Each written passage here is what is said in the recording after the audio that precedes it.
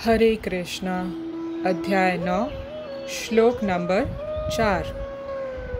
मया तथम इदं सर्वं जगद अव्यक्त मूर्तिना मत्स्थानि सर्वभूतानि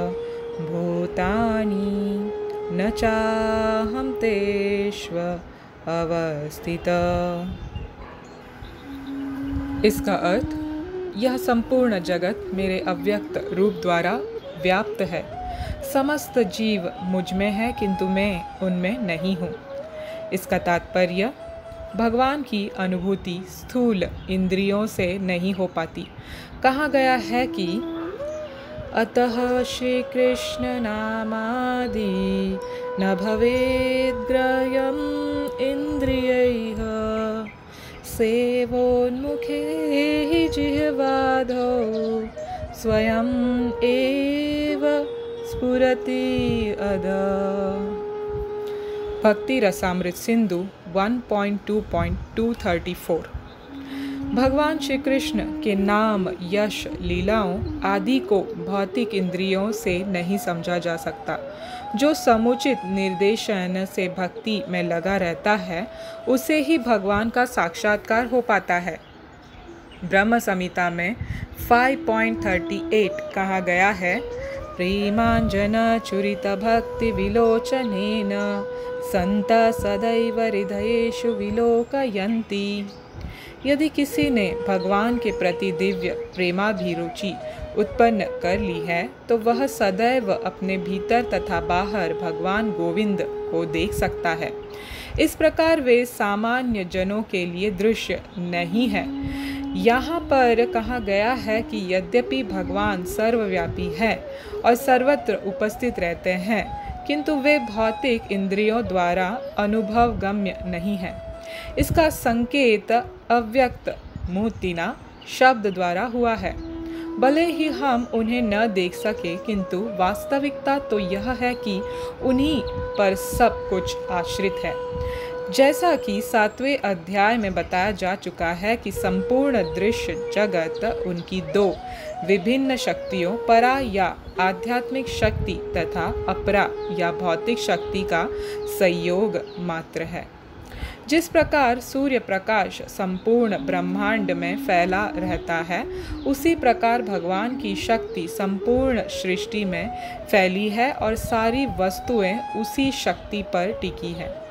फिर भी किसी को इस निष्कर्ष पर नहीं पहुंचना चाहिए कि सर्वत्र फैले रहने के कारण भगवान ने अपनी व्यक्तिगत सत्ता खो दी है।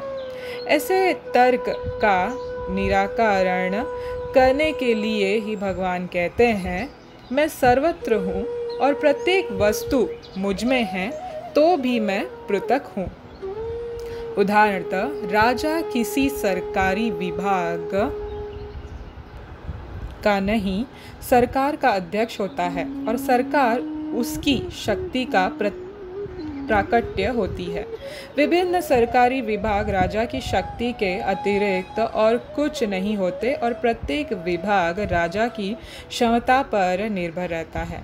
तो भी राजा से यह आशा नहीं की जाती कि वह प्रत्येक विभाग में स्वयं उपस्थित हो।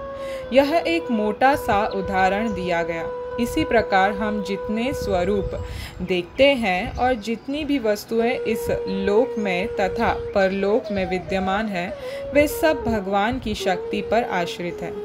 सृष्टि की उत्पत्ति भगवान की विभिन्न शक्तियों के विस्तार से होती है और जैसा कि भगवद गीता में कहा गया है, विभिष्टाभम इदम कृत्स्नम, वे अपने साकार रूप के कारण अपनी विभिन्न शक्तियों के विस्तार से सर्वत्र विद्यमान हैं। हरे कृष्णा। तो ये था तात्पर्य दोस्तों। तो दोस्तों, अब आप सोच रहे होंगे कि यहाँ पे भगवान ऐसे क्यों कह रहे हैं कि यह संपूर्ण जगत मेरे अव्यक्त रूप द्वारा व्याप्त है और समस्त जीव मुझ में है किंतु मैं उनमें नहीं हूँ। अब ये कैसी विडंबना है, ये कैसे मतलब आकलन कैसे लगाएं इसको समझे कैसे। तो बात ऐसी है कि यहाँ पे भगवान अपने अचिंत्य भेदा तत्व के बारे में रिवील कर रहे हैं।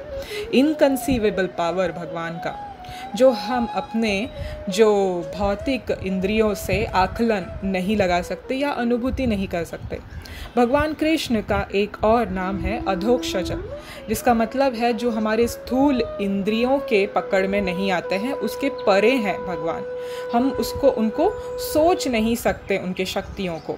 जो भी हम देखते हैं इस भौतिक जगत में या फिर हमारी नज़र के बाहर जो आध्यात्मिक जगत है उसमें भी, उन सब में भगवान की शक्ति का ही विस्तृत हुआ है। जैसे पहले लाइन में भगवान ने बताया है, अव्यक्त रूप द्वारा व्याप्त हुआ है। ये भगवान की ही एनर्जीज हैं जो काम कर रही है, चाहे वो पराशक्ति हो या अपराशक्ति हो, भौतिक हो या आध्यात्मिक हो। ये भगवान की शक्तियाँ काम कर रही हैं, अलग अलग विभिन्न विभिन्न भागों में हो, ये देवताओं के रूप में हो या किसी लोक के रूप में हो, है सब भगवान के ही विस्तार। मगर ये सब भगवान में होकर भी, जीवात्मा हो जो भी है, सब भगवान में होकर भी भगवान इनमें नहीं है ना। कंफ्यूजिंग, सोचेंगे कि बुद्धि चकरा गई है, क्या बोल रही है ये समझ में नहीं आ रहा है। तो इसीलिए लोग ना भगवत गीता पढ़ने नहीं जाते हैं, क्योंकि ये उनको उनके भौतिक इंद्रियों के पकड़ में नहीं आता है। इसीलिए ना दोस्तों, ये किसी भक्त, शुद्ध भक्त के नेतृत्व में ही हमें समझना होगा। जैसे श्रीला प्रभुपाद बहुत सुंदर तरीके से हमें बता रहे हैं और हमेशा हर ग्रंथ में बताते हैं, भक्ति रसामृत सिंधु का जो श्लोक दिया है। और दूसरी चीज़ जो वो पैराग्राफ 1 में बता रहे हैं कि भक्ति में लगे रहने से ही ये समझ में आएगा और ये पकड़ में आएगा। तो देखिए भक्ति योग का कितना फ़ायदा है। तो भगवान भीतर होकर भी बाहर भी हैं, और ये सिर्फ भक्तों को दृश्य है और ये दूसरे किसी को दृश्य नहीं है। क्यों? क्योंकि वो भगवान कृष्ण को नहीं मानते हैं और वो उनके शरण में नहीं आते हैं, उनको आश्रित नहीं होते हैं। ये कैसे, मतलब चलिए इससे पता ये करते हैं। जबकि भक्ति योग की बात चल रही है तो सबसे ऊंचे बड़े भक्त जो भगवान के हैं वो तो खुद गोपियाँ हैं, है ना, हमारी राधा रानी और गोपियाँ हैं, जो भगवान को मिलने के लिए, भगवान को देखने के लिए व्रज लीला में हम जब देखते हैं, अनेक प्रकार की उत्कंठा होती थी, लीलाएं होती थी भगवान को देखने के लिए, और भगवान अपने भक्त को देखने के लिए ललायित रहते थे। तो कहते हैं रास लीला के वक्त भगवान ने जब मुरली बजाई थी तो केवल और केवल मात्र सिर्फ गोपियों को सुनाई दी थी और उनके घर वाले किसी को भी नहीं सुनाई दी थी। चाकर भी उन्हें समझ में नहीं आ रहा था कि ये क्या हो रहा है। जब मुरली की धुन सुनाई दी तो गोपियाँ उठ खड़ी हो गई, जो भी कार्य कर रही थी, चाहे वो साज श्रृंगार हो, बच्चे को दूध पिलाना हो या गैया को दूध दुआना हो, कोई भी काम, चूल्हे पर से जो रखा हुआ है बर्तन उसको निकालना हो, जो भी कार्य कर रही थी वो वहीं छोड़कर मुरली की धुन सुनकर वो निकल पड़ी। क्यों? क्योंकि भगवान कृष्ण की मुरली के धुन में धीमी धीमी, एकदम क्लियरली नहीं मगर धीमी धीमी हर किसी की नाम पुकार हो रही थी मुरली के द्वारा। सोचिए कितने भगवान का ये अचिंत वेद तत्व, मतलब ये शक्ति भगवान की देखिए। सिर्फ जिनको बुलाना है उन्हीं को बुला रहे थे। वो भी कौन सी गोपियाँ? जो माधुर्य भाव में थी, जो वात्सल्य भाव में थी, उनको भी भगवान ने नहीं बुलाया, या गोप को भी नहीं बुलाया। सिर्फ जो माधुर्य भाव में, प्रेमी भाव में गोपियाँ थी, सिर्फ उन्हीं को बुलाया। हे राधे, हे विशाखे, हे ललिते, हे तुंगभद्रा, हे चित्रा, ऐसे नाम बुला बुला कर धीमे से मुरली से अपने तरफ आकृष्ट कर रहे थे। और घर के लोग पगलाए जा रहे थे, पकड़ रहे थे, खींच रहे थे। एक तरफ भौतिक संसार का खिंचाव और दूसरी तरफ मोहन मुरली वाले खींच रहे थे। अब सोचिए कौन सबसे ज़्यादा ताकतवर है? ऑफ कोर्स श्याम सुंदर। तो भगवान की ताकत इतनी असीम है कि ये हमारी बुद्धि के परे हैं। तो भगवान इस तरह से उनको अट्रैक्ट कर रहे थे और वो खींचे चले जा रहे थे, इतने अद्भुत इसमें खींच के जा रहे थे भगवान के तरफ कि उनके साथ कौन चल रहा है, दूसरी गोपी कौन है, ये है, इतना भी ध्यान नहीं था। कहते हैं कि ललिता सखी जो हमेशा राधा रानी को लेके चलती हैं, वो भी उस दिन धुन में नहीं थी कि राधा रानी को लेके जाना है, बस श्याम सुंदर से मिलने जाना है, श्याम सुंदर बुला रहे हैं और बस निकले और चली गई उनके पास। तो ये होता है भक्ति योग और भक्ति की आकर्षण, ये सिर्फ भक्त ही जान सकता है।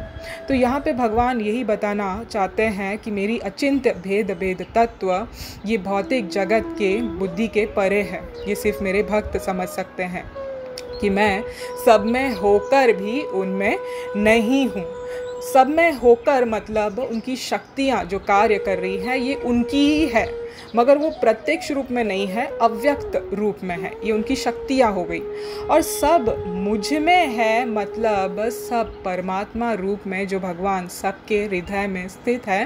तो सबके कार्यशील जो भी कार्यकल्प हैं सब भगवान को पता चल जाता है, सब नियंत्रण में भगवान के रहता है। तो सब उनके नेतृत्व में रहकर, उनके कंट्रोल में होकर भी वो उनमें नहीं है, मतलब भगवान उनमें नहीं है, क्योंकि भगवान कृष्ण साकार रूप में तो सब जगह विद्यमान है, मगर अपने असली ओरिजिनल रूप कृष्ण रूप में तो वो श्याम सुंदर स्वरूप में तो गोलोक वृंदावन में है। और जब किसी प्रेमी भक्त की लालसा हो जाती है कि वो साक्षात प्रभु का दर्शन करे, उन्हें छुए, उनसे बात करे, तब भगवान उनके प्रेम भक्ति के बल से उनके सामने प्रकट हो जाते हैं। इसलिए जो कुछ भी हम सृष्टि में देख रहे हैं ये भगवान की ही शक्ति है, भगवान का ही सर्वत्र साकार रूप है। मगर अगर किसी भक्त को प्रेमी बनकर भगवान का उस रूप का आस्वादन करना है तो भगवान वो भी उसकी इच्छा पूरी करते हैं। तो बात यहाँ पे इसी चीज़ की हो रही है कि हमें हर स्थिति में भगवान का प्रेमी भक्त होना चाहिए, उनका अनन्य भक्त होना चाहिए। तो इसी बात से भगवान ये हमें बता रहे हैं। हरे कृष्ण कृष्ण कृष्ण हरे हरे, हरे राम राम राम हरे हरे। श्री कृष्ण भगवान की जय, श्रीला प्रभुपाद की जय।